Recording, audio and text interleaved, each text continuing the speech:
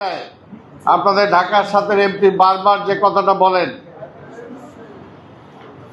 অনেক সময় বৃষ্টিও হওয়া লাগে না, এই দুপুরবেলা যখন গোসল করে মানুষ, সেটা ড্রেন দিয়ে যাওয়ার মতো অবস্থা নাই, সেটা রাস্তায় পানি চলে আসে।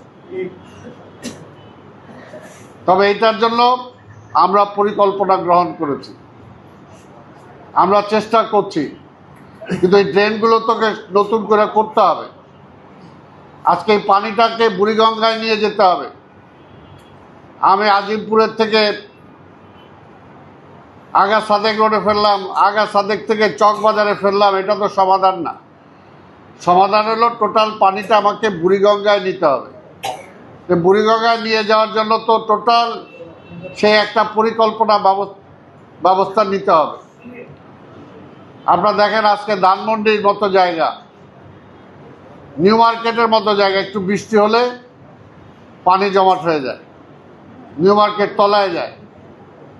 আজকের এই অবস্থাটা কেন সৃষ্টি হয়েছে? দীর্ঘদিন আসলে ঢাকা শহরটা একটা বেওয়ারিশ শহর ছিল। ঢাকা শহরটা যেভাবে এটার জন্য কাজ করা উচিত ছিল, সেইভাবে কাজ করে নাই। যদি করতো তাহলে আজকে অবস্থা হতো না। এটার জন্য আমি আপনাদের কাছে, আমি জানি আপনাদের কষ্ট হচ্ছে, তো আপনার সময় দেন, ইনশাল্লাহ এই বছরটা হয়তো একটু আপনাদের ভোগান্তি হবে, সামনের বছর অন্তত বলতে পারি যে এই ভোগান্তি আপনাদের থাকবে না, ইনশাল্লাহ। ইনশাল্লাহ আমরা চেষ্টা করছি, সেই পরিকল্পনা নিয়েছি, সেইভাবে আমরা পানিগুলো বের করার চেষ্টা করছি। আপনারা জানেন আজকে দোলাই খালটা বন্ধ হয়ে গেছে, কিন্তু বন্ধ হয়ে যাওয়াতে এই যে পানি, ওপেন পানিগুলো কোন দিক দিয়ে যাবে? খাল নাই, বিল নাই, পুকুর নাই। আজকে যে সমস্ত ঢাকার আশেপাশে খোলা জায়গাগুলো ছিল, বর্ষার সময় সব পানি সেখানে যাইতো, এখন সেখানে 8 তলা, 10 তলা, 20 তলা সব বিল্ডিং হয়ে গেছে। পানিগুলো কোথায় যাবে? এটার জন্য তো যাওয়ার একটা ব্যবস্থা করতে হবে।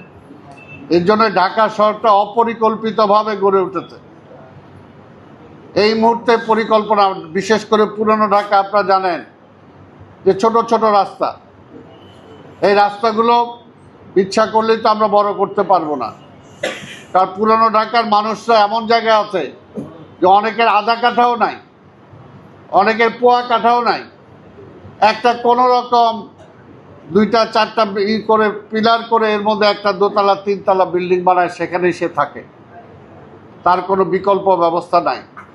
ওইখান থেকে যদি 3 ফিট জায়গা চলে যায় তাহলে তো সে বাস্তুহারা হয়ে যাবে। এটার জন্য আমরা ঢাকার, পুরনো ঢাকার এই বাস্তব অবস্থাটা রেখে কিভাবে ভালো থাকতে পারি সেটাকে চেষ্টা করতে হবে।